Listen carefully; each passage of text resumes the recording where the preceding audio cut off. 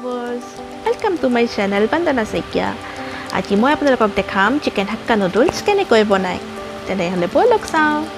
chicken hakka noodles বনাবৰ কাৰণে ইয়া নুডলছ কিনি মই বইল কৰি লৈছো চিকেন কিনি মেৰিনেট কৰি ফ্ৰাই কৰি লৈছো কাটি লৈছো বন্ধাকবি বিন গাজৰ পিয়াজ আৰু লগত আছে ইয়া চিকেন হাক্কা নুডলছ মছলা যিটো নুডলছৰ পেকেটটোতে আহিছিল আৰু এয়া হৈছে টমেটো কেচাপ আৰু এইটো সয়া সস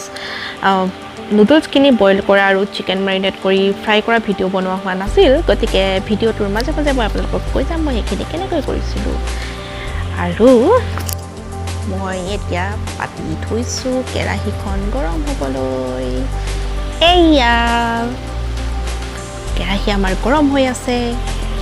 এতিয়া ইয়াত দি দিম তেল এইখিনি আকৌ বেলেগ কিবা বুলি নাভাবিব এইখিনি হৈছে চিকেন ভজা অইল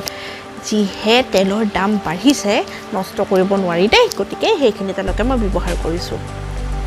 এতিয়া তেলখিনি গৰম হ'বলৈ থৈছো আৰু তেলখিনি গৰম হ'লে আমি দি দিম ইয়াত পিয়াজ এয়া পিয়াজখিনি দি দিলো এতিয়া পিয়াজখিনি ভাজি থাকোঁতে পটাপট মই আপোনালোকক কৈ দিওঁ নুডলছখিনি কেনেকৈ বইল কৰিছিলোঁ নুডলছখিনি বইল কৰিবৰ বাবে এটা পাত্ৰত মই পানী গৰম হ'ব দিছিলোঁ আৰু তাত দিছিলোঁ 2 চামুচমান ৰিফাইন তেল আৰু অলপ নিমখ আৰু সকলোবোৰ একেলগে ভালদৰে উতলাৰ পাছত তাত দিছিলোঁ মই নুডলছখিনি আৰু প্ৰায় 6 মিনিটমানৰ ভিতৰত নুডলছখিনি সিজি গৈছিলে তাৰ পাছত পানীখিনি ড্ৰেইন কৰি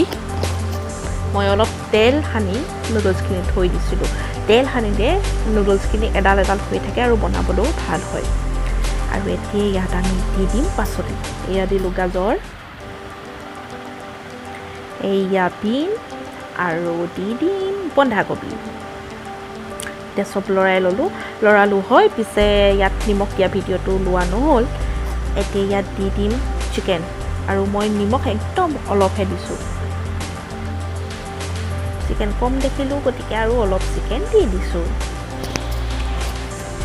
নিমখটো কিয় কম দিলোঁ মই সেইটো কথা আপোনালোকক পিছত কৈ আছোঁ এতিয়া ইয়াত দিম আমি চিকেন হাক্কা নুডলছ মছলা 1 চামুচ দিছোঁ আৰু ইয়াত মই একো বেলেগ মছলা ব্যৱহাৰ নকৰোঁ এতিয়া এইখিনি ভালদৰে লৰাই লৈছোঁ তাৰ পাছত ইয়াত মই এতিয়া দিম এটা বস্তু সেইটো হৈছে জালুকৰ গুড়ি এয়া আধা চামুচতকৈ কম জালুকৰ গুড়ি মই ইয়াত দি লৰাই লৈছোঁ আৰু এতিয়া দিম আমি ইয়াত সয়া সস প্ৰায় 2 চামুচমানৰ জোখাৰে হ'ব আৰু টমেটো কেচাপো প্ৰায় সমান পৰিমাণৰে দিছোঁ এতিয়া আটাইবোৰ ভালদৰে লৰাই ল'লোঁ মই যে কৈছিলোঁ পাচলি নিমখটো কমকৈ দিবলৈ কাৰণটো হৈছে যে সয়া সসত অলৰেডি নিমখ থাকে আপুনি যদি পাচলিখিনিতো বহুত বেছি নিমখ দি দিয়ে তেতিয়াহ'লে আৰু সেইখিনি নিমখৰ প্ৰতাপত খাব নোৱাৰা হ'ব গতিকে নিমখ দিওঁতে অলপ সাৱধান হ'ব এইখিনি আকৌ এবাৰ লৰাই লৈছোঁ তাৰপাছত এতিয়া আমি ইয়াত দি দিম নুডলছ এয়া নুডলছখিনি দি দিছোঁ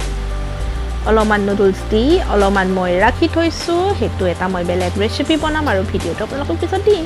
আটাইখিনি ভালদৰে লৰাই লৈছোঁ আৰু লৰাই থাকোঁতে মই কৈ দিওঁ যে চিকেনখিনি কেনেকৈ মেৰিনেট কৰি ফ্ৰাই কৰিছিলোঁ চিকেন মেৰিনেট কৰিবলৈ বাবে লৈছিলোঁ এটা কণী 2 চামুচ কৰ্ণফ্ল'ৰ 1 চামুচ দৈ পৰিমাণ মতে নিমখ আৰু 2 চামুচ কাশ্মীৰী লাল মিৰ্চ পাউডাৰ সেয়া সানি মই 30 মিনিটছ থৈ ৰিফাইন অইলত ফ্ৰাই কৰিছিলোঁ